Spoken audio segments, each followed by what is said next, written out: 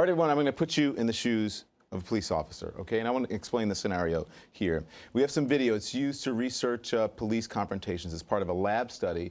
It's at Washington State University. They actually, partly funded by the Defense Department in a simulation. Now, you're going to be responding in this simulation to a domestic violence call. And I'm going to ask you, what would you do? First, let's watch it.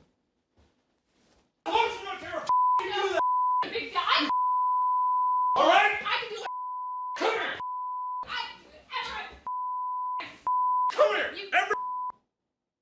Okay, so there you go. In a lab during a simulation, you might hear the officer interacting with a virtual suspect, yelling at him to stop. At this point, you cannot see his right hands, right? So we just played it. But the question is, what would you do? If we rack it back, what would you do? What would you do at that point where you couldn't see his hands? How many of you would shoot him? How many of you would shoot? Raise your hands if you would shoot. You would shoot? In that situation, you would shoot. Okay. Why is that? Before we go back to the video. Because you're putting this individual in a room where his hand is hidden. He's already engaged in violent activity. He is going to turn at you, and he is going to either do harm to you or to the individual who's there. Yes. And under those circumstances, the courts have all said not only can you, but maybe you should. So it was about 6 or 7 people, if that many in the audience, who said they would not shoot. Or they would shoot, right? They would shoot. Everybody else would not shoot. All right, let's let it play out so that everybody can see it. Hey, guy in the neighborhood! I mean, what that shows on is how quickly it happens. So everybody in here, the majority of the people who would not shoot, the woman ends up dead, the officer could end up dead, and the suspect ends up dead as well, yeah. Right? Go ahead. It's tough. I mean, that's the situation. And I've interviewed about 300 cops around the country who've been involved in shootings and some in similar situations such as that. And as Neil pointed out, the courts would permit an officer to shoot in that circumstance. But I think an awful lot of officers would do what most of the audience did, and that is hesitate. What we'd be doing is giving verbal commands to the individual, show the hand or something, let go of the woman.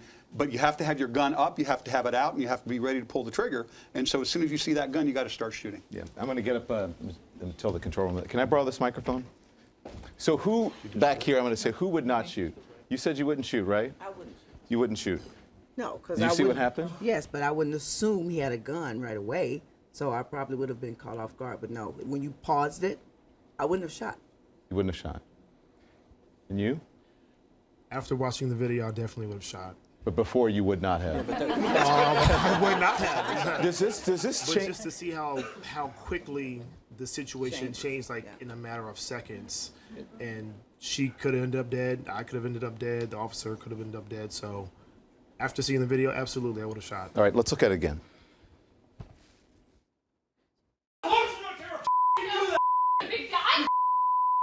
All right? Come here! Come here! Every guy in the neighborhood! Okay, so here's a question. After we hear about police shootings, right? Officer-involved shootings. After looking at that, does that change anyone's mind about, do you feel like maybe sometimes the public at large jumps to conclusions about officer-involved shootings? Anyone here? Right here? Does that change anything? Oh, certainly. I mean, that showed us that you really can't, you can't know what they're going through unless you're actually in the situation.